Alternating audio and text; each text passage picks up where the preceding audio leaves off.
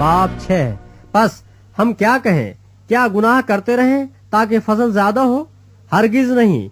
हम जो गुनाह के एतबार से मर गए क्योंकि उसमें आइंदा को जिंदगी गुजारें।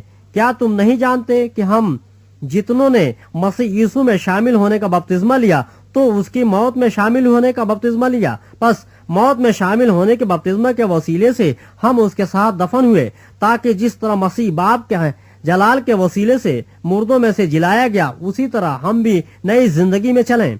क्योंकि जब हम उसकी मौत की मुशाबहत से उसके साथ पैवस्ता हो गए तो बेशक उसके जी उठने की मुशाबहत से भी उसके साथ पैवस्ता होंगे।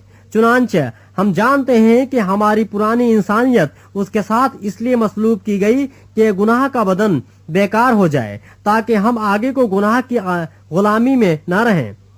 क्योंकि जो मुआ वो गुनाह से बरी हुआ। बस जब हम मसीह के साथ मुए तो हमें यकीन है कि उसके साथ चलेंगे भी, क्योंकि ये जानते हैं कि मसीह जब मुर्दों में से जी उठा है तो फिर नहीं मरने का, मौत का फिर उस पर इख्तियार नहीं होने का। क्योंकि मसीह जो मुआ गुनाह के एतबार से एक बार मुआ, मगर अब जो जीता है तो खुदा के एतबार से जीता है। इसी तरह तुम भी अपने आप को गुनाह के एतबार से मुर्दा मगर खुदा के एतबार से मसीह यीशु में जिंदा समझो। बस गुनाह तुम्हारे फानी बदन में बादशाही न करे कि तुम उसकी ख्वाहिशों के ताबे रहो और अपने आजा नाराजगी के हथियार होने के लिए गुनाह के हवाले न किया करो, बल्कि अपने आप को मुर्दों में से जिंदा जानकर खुदा के हवाले करो और अपने आजा रास्तबाजी के हथियार होने के लिए खुदा के हवाले करो, इसलिए कि गुनाह का तुम पर इख्तियार न होगा, क्योंकि तुम शरीयत के मातहत नहीं बल्कि फजल के मातहत हो। बस क्या हुआ, क्या हम इसलिए गुनाह करें कि शरीयत के मातहत नहीं बल्कि फजल के मातहत हैं? हरगिज नहीं।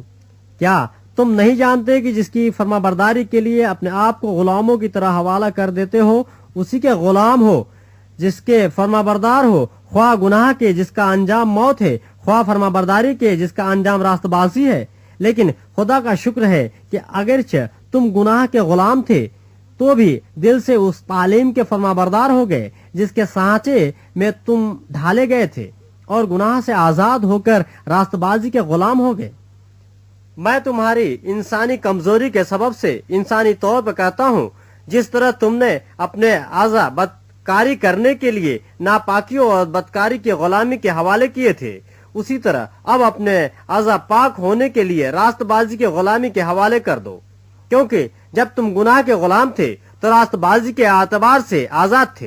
बस जिन बातों से तुम अब शर्मिंदा हो उनसे तुम उस वक्त क्या फल पाते थे, क्योंकि उनका अंजाम तो मौत है। मगर अब गुनाह से आजाद और खुदा के गुलाम होकर तुमको अपना फल मिला, जिससे पाकीज़गी हासिल होती है और इसका अंजाम हमेशा की जिंदगी है। क्योंकि गुनाह की मजदूरी मौत है, मगर खुदा की बख्शिश हमारे खुदावंद मसीह यीशु में हमेशा की जिंदगी है।